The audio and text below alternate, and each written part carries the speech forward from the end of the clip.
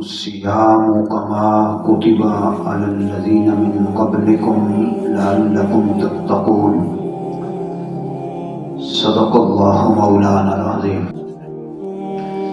إن الله وملائكته يصلون على النبي يا أيها الذين آمنوا صلوا عليه وسلموا تسليما اللهم صل على سيدنا ومولانا محمد وعلى آل سيدنا مولانا محمد وبارك وسلم وصل عليه الصلاة والسلام عليك يا سيدي يا رسول الله وعلى آلك وأصحابك يا حبيب الله. سب تعریفیں اس رب کائنات کے لیے ہیں جو ازل سے موجود ہے اب تک رہے گا. وہ خالق ہے ہم اس کی مخلوق ہیں، وہ رازق ہے ہم اس کے مرزوق ہیں، ہم عابد ہیں اور وہ لا شریک معبود ہے. بے شمار صلاۃ والسلام جمیع انبیاء و مرسلین پر، خصوصاً نبی آخر الزمان خاتم النبیین محمد رسول اللہ صلی اللہ تعالیٰ علیہ وسلم اور آپ کی آل اولاد اصحاب پر، جن کے ذریعے اللہ تبارک و تعالیٰ نے ہمیں یہ قرآن عطا فرمایا، رمضان عطا فرمایا اور گوناگون نعمتیں اللہ تبارک و تعالیٰ نے عطا فرمائی ہے. گرامی حضرات، رمضان المبارک کا مقدس مہینہ شروع ہو چکا ہے. آج اس کا پہلا یہ مبارک جمعہ ہے. میں نے آپ کے سامنے سورہ البقرہ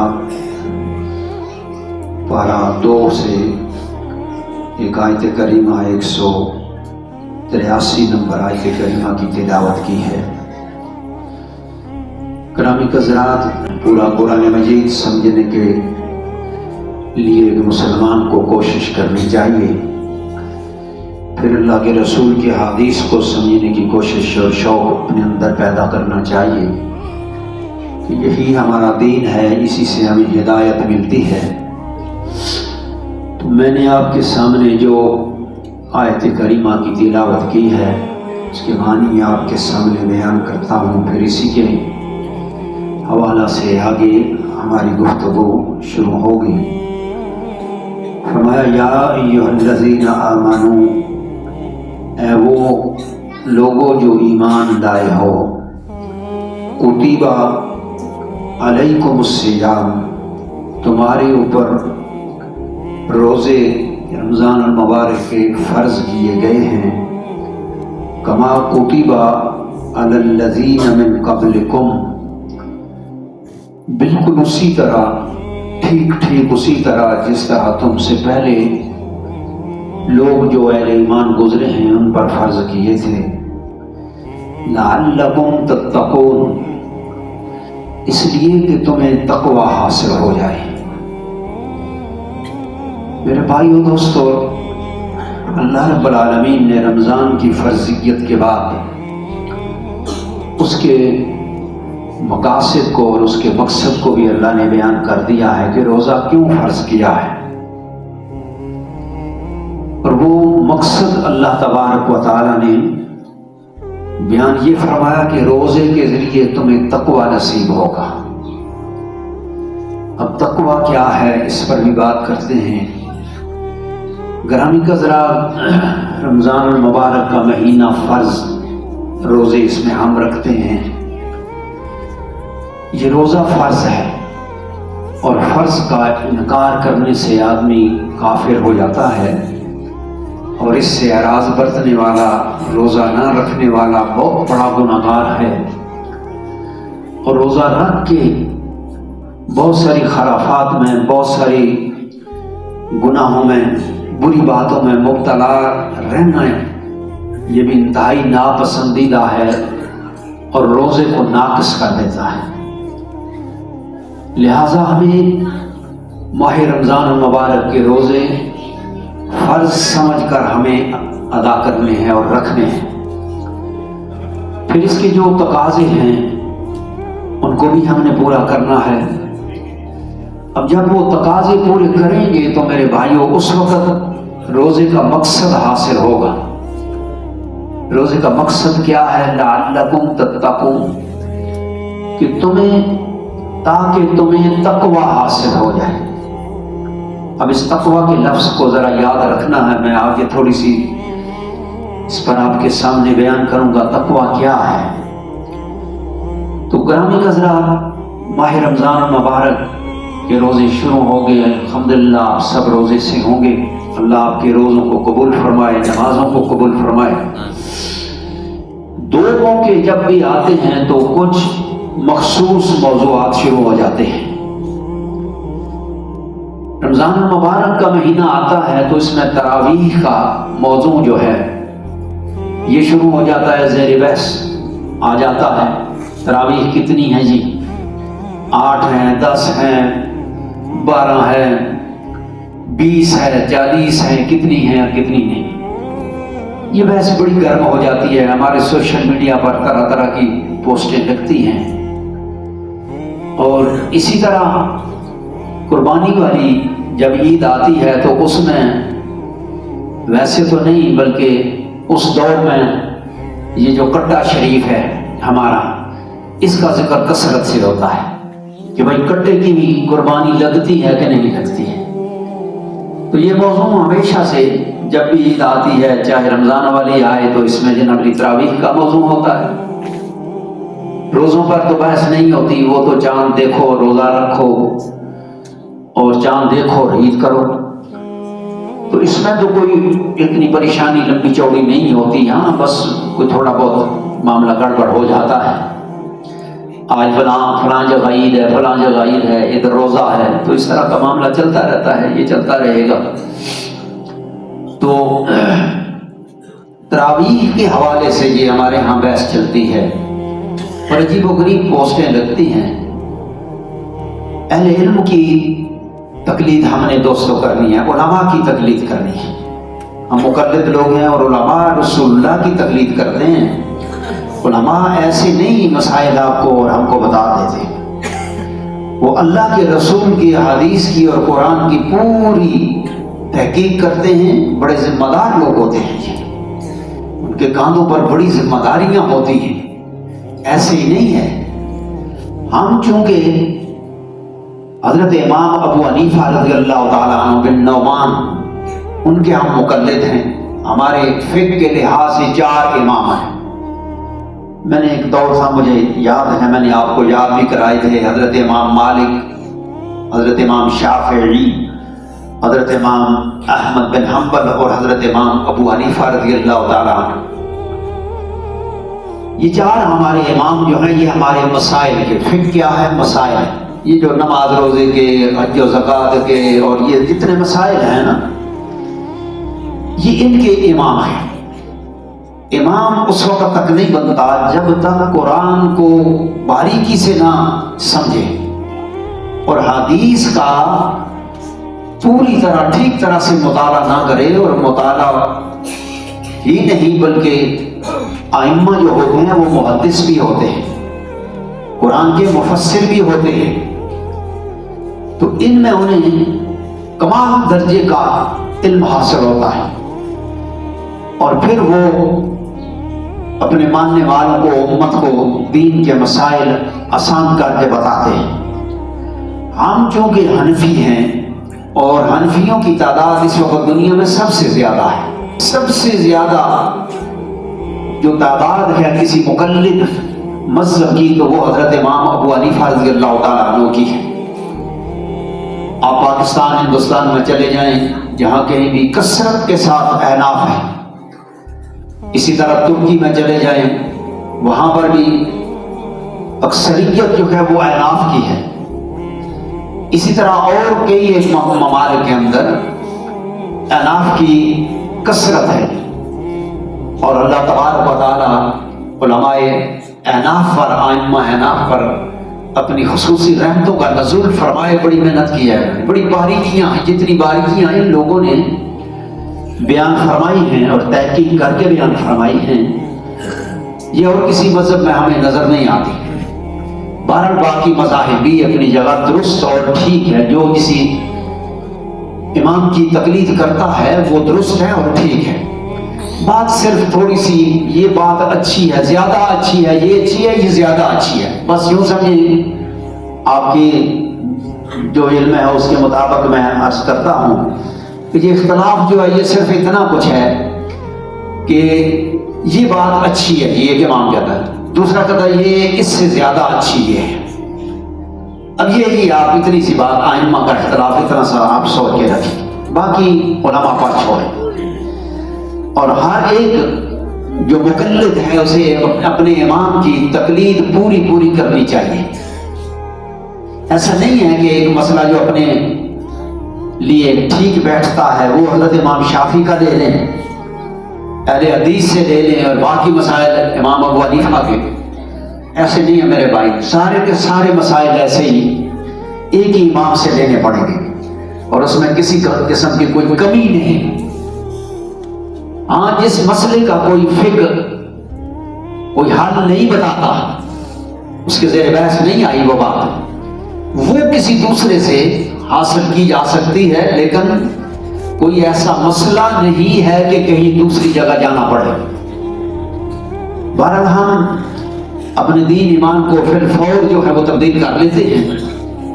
مثال کے طور پر میں ایک بات عرض کرتا چلوں، طلاق کا مسئلہ ہوتا ہے، جب حنفی مذہب میں اس کی جو قانون ہے اور بڑا باعزت قانون ہے، خوبصورت قانون ہے، اس سے زیادہ بہتر قانون اور نہیں ہے کسی وقت میں، جب اس کے شکنجے میں آتے ہیں ہم اپنی غلطی کر کے، تو پھر جو مذہب یہ بتاتا ہے ہمیں اس کا حل وہ کرنا نہیں چاہتے، اور پھر دوسرے مذہبوں کی طرح اہل حدیث کی طرف دوڑے چلے جاتے ہیں۔ وہ کہتے ہیں کہ 100 بھی دو تو ایک ہی ہے،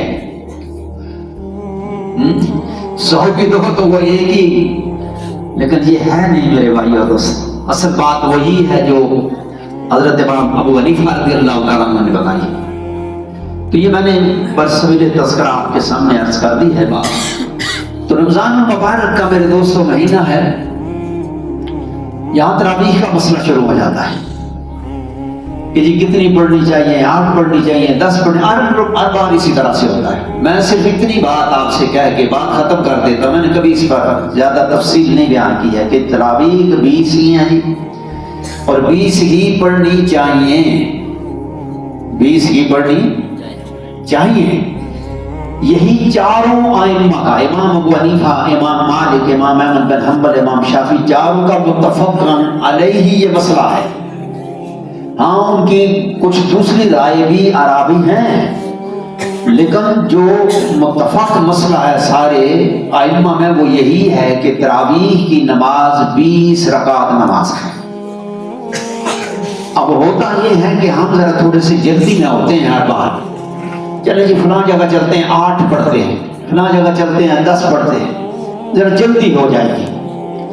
اب میرے بھائی آپ لوگوں کو یہ پتہ نہیں ہے، ہمارے ہاں تو مجھے نہیں پتا، یہاں مجھے جانے کا اتفاق نہیں ہوا، لیکن وہ جو 8 پڑھتے ہیں نا وہ کم از کم 2-2.5 گھنٹے لگاتے ہیں 8 تراویح میں،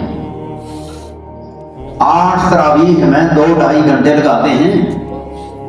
یہ آپ کی غلط فہمی ہے، ہمارے جو ہم 1 گھنٹہ بھی دینے کے لیے تیار نہیں ہے، وہ جو 8 کی آپ بات کرتے ہیں نا پھر اس طرح سے پڑھیں، بات سمجھ آئی نا؟ نہیں، پھر اس طرح سے پڑھیں، وہ بھی ختم کرتے ہیں قرآن مجید کو، لیکن ہماری طرح نہیں پڑھتے جس طرح ہمارے ائمہ حضرات پڑھتے ہیں۔ یعلمون تعلمون کے بغیر کوئی بات سمجھ نہیں آتی الا ماشاء اللہ۔ تو تراویح 20 رکعت ہے، افضل ترین بات یہی ہے، اور ہمیں یہی 20 تراویح، ایک مہینہ تو ہے یارو، ایک مہینہ تو ہے، یعنی یوں سمجھ لیں یہ بادوں کا مہینہ ہے، زمیندار ابھی بادوں والا مہینہ تو ختم ہو گیا نا، ایک ہی مہینہ ہوتا ہے نا بادروں کا، وہ جب آپ ہل جوتتے تھے تو ایک مہینہ ہوتا تھا یار، وہ اتنی مشکلات آپ برداشت کر لیتے تھے، بیلوں کے ساتھ ہل جوتتے تھے، کھانے کو کچھ نہیں ہے، پاس پینے کو کچھ نہیں ہے، اور شام تک آپ لگے رہتے تھے، گرمی شدید ہوتی تھی یار، اتنی آپ تکلیف دنیا کے لیے برداشت کر لیتے تھے، تو دین کے لیے آپ 20 تراویح 1 گھنٹہ زیادہ سے زیادہ 1.5 گھنٹہ لگ جاتا ہے، یہی ہے نا، 1.5 گھنٹہ لگ جائے گا، یہ آپ برداشت نہیں کر سکتے، اتنا ایمان آپ کا کمزور ہو گیا ہے، اتنے آپ کمزور ہو گئے کہ 1.5 گھنٹہ آپ جو ہیں وہ نہیں چاہتے۔ اور اس میں بھی ایسے ہے کہ 4 رکعت پڑھنے کے بعد آپ 2-3 بار کلمہ پڑھنے کی آپ کو ریسٹ بھی ملتی ہے، ایسے نہیں ہے کہ کوئی لگاتار ہے یہ کام، یہاں ریسٹ بھی ملتی ہے، پانی بھی آپ کے پاس ہوتا ہے، وہ بھی پی سکتے ہیں۔ باوجود اس کے ہمارے بھائی دوست جو ہے نا وہ بھاگتے ہیں، اس سے اللہ تمہیں مضبوط ایمان عطا فرمائے۔ تو اب یہ بات طے ہو گئی ہے کہ 20 رکعات پڑھنی ہیں، جو کم پڑھتا ہے وہ بھی کوئی کافر نہیں ہو گیا، یہ بات بھی ذہن نشین کر لیں کہ وہ کوئی دین سے خارج نہیں ہو گیا، لیکن وہ 20 والوں سے تو کم ہے نا، نہیں 20 والوں سے تو وہ کم ہی ہے نا، پیچھے ہی ہے نا، کوئی 10 پڑھتا ہے، کوئی 8 پڑھتا ہے، لیکن 20 کے اندر 8 بھی آ جاتی ہیں، 12 بھی آ جاتی ہیں، 10 بھی آ جاتی ہیں، تو افسر ہی ہوئی نا 20، تو پھر کون سی پڑھنی چاہیے؟ بولے نا جی، بات بولے، 20 پڑھنی چاہیے، تو 20 پڑھیں، صبر کریں۔ حضور نے فرمایا یہ صبر کا مہینہ ہے، ارے 1 گھنٹہ ہمارے ہم سے 1.5 گھنٹہ صبر نہیں ہوتا جناب، اٹھنا ہے بیٹھنا، کوئی ایک ہی کیفیت تو ہے نہیں کہ کھڑے ہو کے یہ پڑھنی ہے، یا رکوع میں جا کے یا سجدہ ہی کر کے 1-1.5 گھنٹہ ہم نے کرنا ہے، اٹھنا ہے بیٹھنا ہے۔ تو میرے بھائیو یہ 1.5 گھنٹہ ہمیں حضور نے فرمایا یہ مہینہ صبر کا مہینہ ہے، اور صبر کرنے والے کے ساتھ اللہ نے جنت کا وعدہ کیا ہے، صبر کرنے والے کے ساتھ اللہ نے جنت کا وعدہ کیا ہے، اور پھر ساتھ فرمایا کہ ان اللہ مع الصابرین، میں صبر کرنے والوں کے ساتھ ہو جاتا ہوں۔ جسے اللہ کی معیت حاصل ہو جائے، جس کے ساتھ اللہ ہو جائے، میرے دوستو اسے 1.5 گھنٹہ تو صبر کرنا ہی چاہیے نا۔ اور پھر یہاں چلتے چلتے ایک بات یہ بھی عرض کر دوں، ہمارے حفاظ کرام الحمدللہ بہت سارے لوگ تو وہ 10 تراویح وہ 10 سورتوں والی کو زیادہ پسند کرتے ہیں، بہرحال آپ کی اپنی پسند ہے، میں نے جو مسئلہ ہے صحیح آپ کے فائدے کا، ہم سب کے فائدے کا میں نے آپ کے سامنے عرض کر دیا، اللہ کو راضی کرنا ہے، یہ مہینہ اللہ کو راضی کرنے کا، اس مہینے میں اللہ کی رضا جس نے حاصل کر لی، میرے بھائیو دوستو، اللہ اس کو جنت عطا فرمائے گا، اللہ اس کے ساتھ ہو جائے گا، اللہ اسے دین میں استقامت عطا فرمائے گا۔ اب یہ جو ہمارے حفاظ کرام ہوتے ہیں نا، دیکھیں جی حفاظ کرام کی بڑی مشکل ڈیوٹی ہے، ان کا لحاظ کیا کریں، ان کا ادب کیا کریں۔ ایک تو ان کو یہ خوف ہوتا ہے، ان کے اوپر کتنے خوف طاری ہوتے ہیں، ایک تو اللہ کا خوف ہے، اب وہ خوف تو بھول ہی جاتے ہیں یہ بیچارے، کیونکہ ان کے اوپر آپ کا اتنا پریشر ہوتا ہے، آپ کا خوف ہوتا ہے، آپ کا دبدبا ہوتا ہے، جی ذرا بھول گیا، بھولنے کا خوف ہوتا ہے کہ بھول نہ جاؤں، تو بندہ بھول تو جاتا ہے۔ بڑے حفاظ کرام، بڑے بڑے تجربے والے، سال ہاں سال سنانے والے، وہ بھی بھول جاتے ہیں۔ مکہ شریف میں پڑھنے والے، مدینہ شریف میں پڑھانے والے، وہ بھی کبھی کبھی بھول جاتے ہیں، بات سمجھ آئی کہ؟ تو ہمارے ہاں ایک ان بیچاروں کو خوف ہوتا ہے کہ پیچھے اتنے بندے کھڑے ہیں، کئی لوگوں کے استاد بھی پیچھے کھڑے ہوتے ہیں، وہ حافظ ہوں یا نہ ہو، لیکن استاد کا ایک دبدبا ہوتا ہے، رعب ہوتا ہے، عوام کا پریشر ہوتا ہے، بھول جانے کا پریشر ہوتا ہے، کہیں جی میں رکعت نہ بھول جاؤں، کہیں رکوع و سجود میں، اتنے خوف ان کے اوپر طاری ہوتے ہیں۔ یقیناً یہ اللہ کے خوف کے تابع ہیں سارے، اللہ تعالیٰ ان کی مغفرت اور بخشش ضرور فرمائے گا، اور ان سے رعایت کرنی ہے اور ان کی خدمت کرنی ہے۔ اب خدمت تو آپ کرتے ہیں ہر سال خوشی سے یا جس طرح سے بھی اللہ جانتا ہے، مجھے معلوم نہیں، بہرحال کرتے ہیں۔ ایک خدمت آپ نے ترک کر دی ہے، اور وہ خدمت کیا ہے؟ رمضان میں یہ شروع میں جب شروع کیا تھا نا ہم نے، تو حفاظ کرام کی اہل محلہ بڑی خدمت کرتے تھے، ایک دن ادھر سے کھانا آ رہا ہے، دوسرے دن ادھر سے کھانا، وہ کھانا ہی کھاتے ہیں، آپ نہ بھیجیں وہ پھر بھی ان کو کھانا ملتا ہے، لیکن ان کو حوصلہ ہو جاتا ہے کہ لوگ ہماری عزت کرتے ہیں، جی کھانا تو وہی ہوتا ہے جو آپ گھر میں بھی کھاتے ہیں، ایسے ہی ہے، چلو ایک دن ایک آدھا آئٹم زیادہ ہو جائے گا، وہ ہونا چاہیے۔ آقا نامدار صلی اللہ تعالی علیہ وسلم کی ایک حدیث پاک ہے، ولا تصاحب الا مؤمن ولا یاکل الطعام الا تقی، تمہاری دوستی مومن کے سوا کسی کے ساتھ نہیں ہونی چاہیے، پکے ایمان والا، اچھے اعمال والا، اس کے ساتھ تمہاری دوستی ہونی چاہیے، اٹھنا بیٹھنا اس کے ساتھ ہونا چاہیے، وہ بہتر ہے۔ اس میں منع نہیں فرمایا کہ جو اچھا نہیں ہے، نیک نہیں ہے، اس کے ساتھ تمہارا اٹھنا بیٹھنا لیگ سلیگ نہیں ہونی چاہیے، ہونی چاہیے، لیکن دل میں محبت اسی کی ہونی چاہیے کہ جو کامل الایمان اور صالح الاعمال ہے، دل میں محبت اور دل میں اس کے لیے جگہ ہونی چاہیے۔ تو فرمایا کہ وَلَا يَأْكُلُ الطَّعَامَ إِلَّا تَقِيٌّ، تمہارا کھانا نہ کھائے مگر وہ کہ جو متقی ہے، وہ جو متقی ہے۔ اب میرا خیال ہے جی ہم سے زیادہ یہ ائمہ حضرات جو ہوتے ہیں نا، یہ بہتر ہوتے ہیں، ایمان کے لحاظ سے بھی، عمل کے لحاظ سے بھی متقی ہوتے ہیں۔ تو ان کی یہ خدمت آپ جاری کر دیں جی، میرا مشورہ ہے آپ جاری کر دیں، ان لوگوں کی خدمت کیا کریں، یہ بڑے خوش ہوتے ہیں جی، بڑے خوش ہوتے ہیں۔ آپ کا جب کھانا آتا ہے نا ان کے پاس، بہت خوش ہوتے ہیں، آج جی فلاں دوست نے ہماری دعوت کی، آج فلاں دوست نے، فلاں گھر والوں نے دعوت کی، اس میں ہماری مائیں بہنیں بھی شامل ہوتی ہیں، انہوں نے پکایا ہوتا ہے، آپ لے کے آتے ہیں، سب گھر والوں کو ان کے صدقے میں اللہ تبارک و تعالیٰ بہت کچھ عطا کر دیتا ہے۔ تو میں وہ بھی بتا دوں کیا کچھ عطا کرتا ہے۔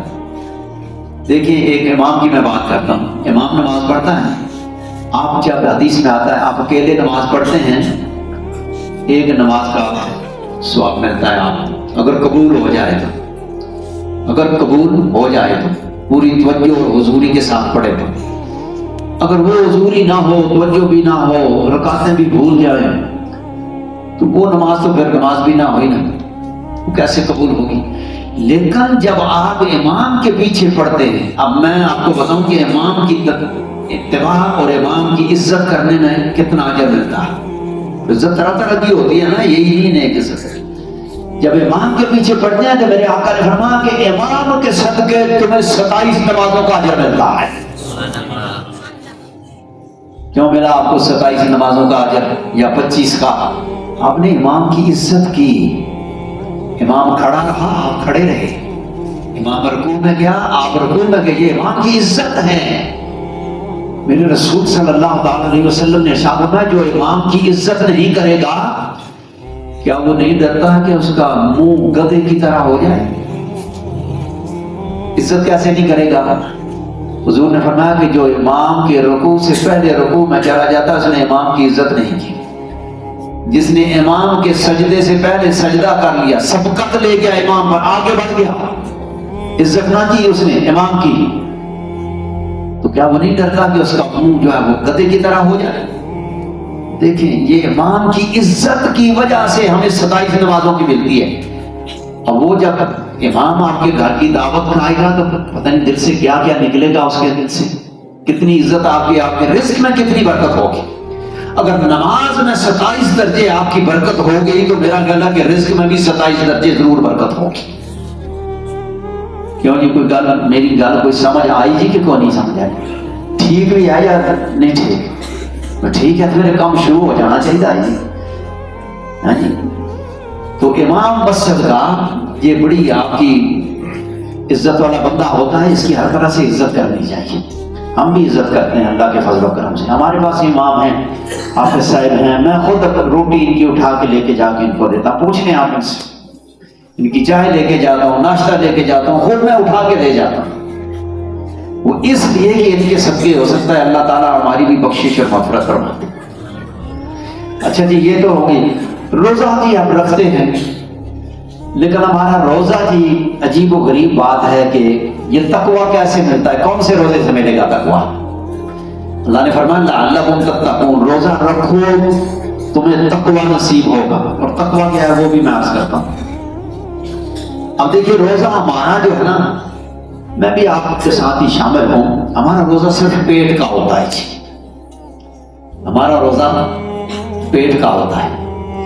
روزہ پیٹ کا نہیں ہے جی، روزہ کانوں کا بھی روزہ ہے، آنکھوں کا بھی روزہ ہے، زبان کا بھی روزہ ہے، اسی طرح دل اور دماغ کا بھی روزہ ہے۔ 4 چیزیں یہ ہوگی جی، اور 5واں روزہ پیٹ کا روزہ۔ اب آپ دیکھیں 4 روزے تو ہم رکھتے نہیں، 1 روزہ رکھتے ہیں 5 میں سے، 5 میں سے 1 روزہ رکھتے ہیں پیٹ کا۔ اب پیٹ کا روزہ بھی ہمارا روزہ نہیں ہے، میں یہ ثابت کر کے دوں گا آپ کا، ہمارا روزہ نہیں ہے پیٹ کا بھی۔ وہ جو ہم رکھتے ہیں نا، اس غلط فہمی میں مبتلا ہوں کہ ہم نے روزہ رکھا ہے۔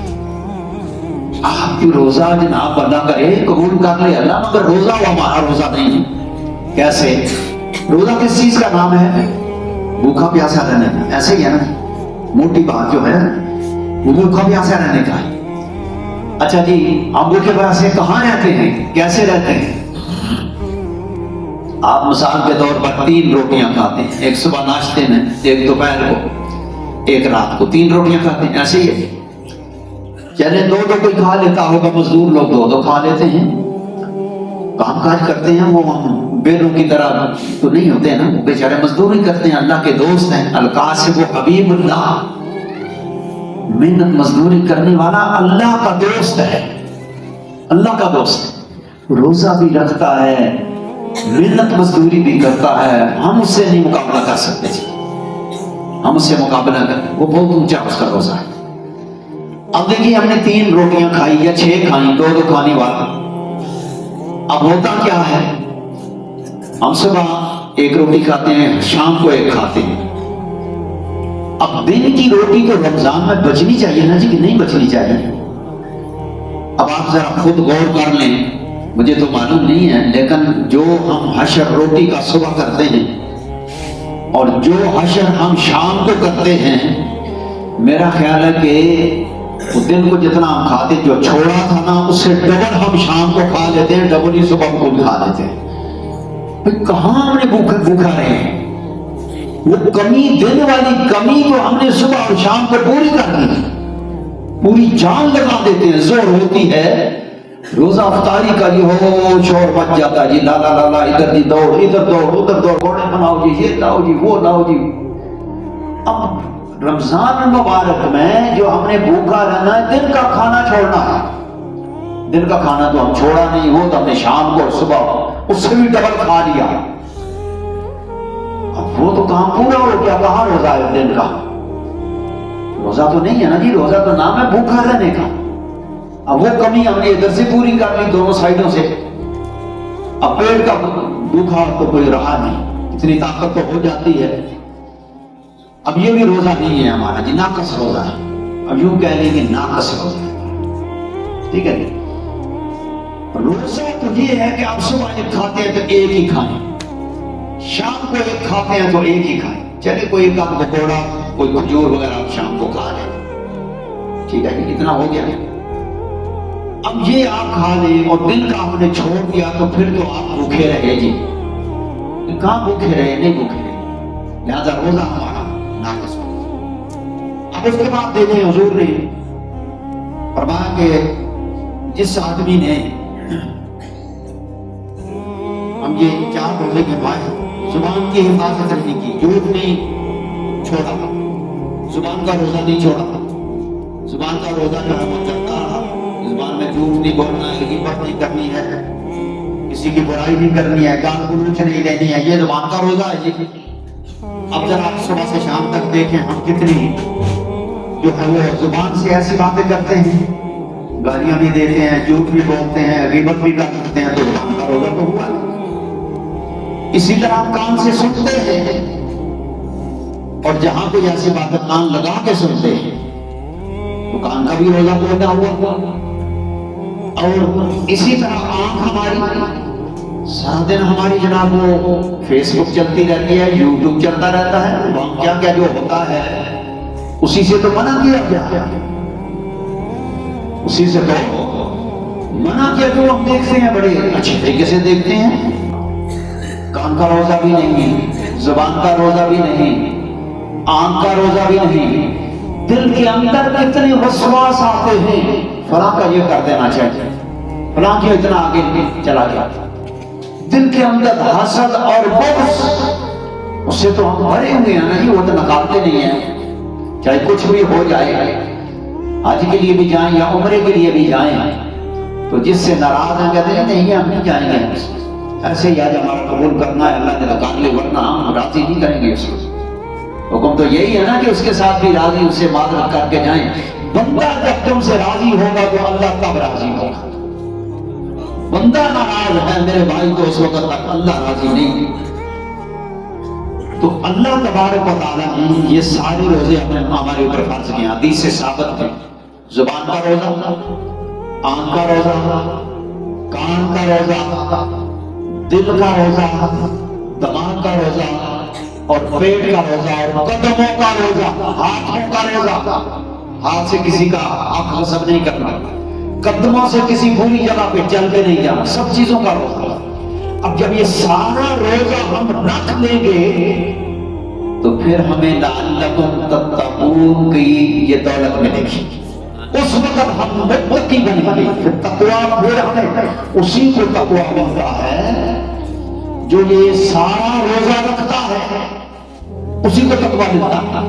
اور تقویٰ کیا ہے یہ سمجھو، تقویٰ یہ ہے کہ تقویٰ ایک ایسی ڈال ہے، تقویٰ ایک ایسی ڈال ہے۔ ڈال ہوتی ہے جنگ کے اندر وہ لوہے کی ایک بنی ہوتی ہے بلیڈ سی، تیر اور تلوار سے اس کے ذریعے بندہ اپنے آپ کو بچاتا ہے۔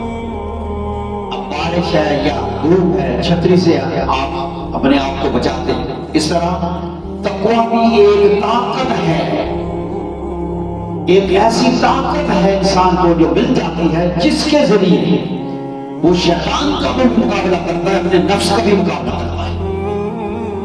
اب برائی کے تو دو ہی مرکز ہے نا، ایک باہر سے شیطان، اندر ہمارا اپنا نفس، ہماری مرضی۔ باہر سے شیطان ریموٹ دباتا ہے جہاں کہیں بھی ہو، تو یہ بات بڑی اچھی طرح سمجھ آتی ہے۔ باہر سے شیطان ریموٹ دباتا ہے، اس کا تعلق ہمارے نفس کے ساتھ، ہماری مرضی کے ساتھ ہے، ہماری خواہشات کے ساتھ ہے۔ اب وہ وہاں سے ریموٹ دباتا ہے، ہمارا نفس اندر سے ایکٹیو ہو جاتا ہے، یہ بس اپنا کام ڈیلیور کرنا شروع کر دیتا ہے۔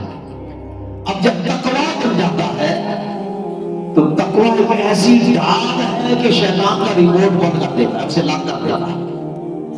جام ہو جاتی ہے نا چیزیں، جی جہاز کا جلدی وہ کمپیوٹر لاک کر دیا تھا جی، اور اس طرح سے جی جتنے ریڈار ہیں جی وہ لاک ہو گئے۔ میرے بھائیوں اگر وہ لاک ہو سکتے ہیں تو اللہ نے انسان کو تقویٰ کی دولت ایسی عطا فرمائی ہے کہ اس سے شیطان کا ریموٹ لاک ہو جاتا ہے، نفس پر اس کا اثر ہوتا ہی نہیں ہے۔ پھر نفس بیچارہ دیکھتا رہتا ہے مجھے کوئی باہر سے ہدایت آئے تو پھر میں آگے کام کروں۔ اب اس کا جو ریڈار جام ہے، اس کا ریموٹ کو جام ہے، کیونکہ تم آپ کے پاس تقویٰ ہے۔ تو اس وقت جب تقویٰ آ جاتا ہے، نہ آنکھ غلط کام کرتی ہے، نہ زبان غلط کام کرتی ہے، نہ دل و دماغ غلط کام کرتے ہیں، نہ کام غلط کام کرتا ہے۔ تو میرے دوستوں اس وقت بندہ کہہ سکتا ہے جی کہ آج میں نے روزہ رکھا ہے۔ بالکل بات سمجھ آ گئی کہ نہیں سمجھ آئی؟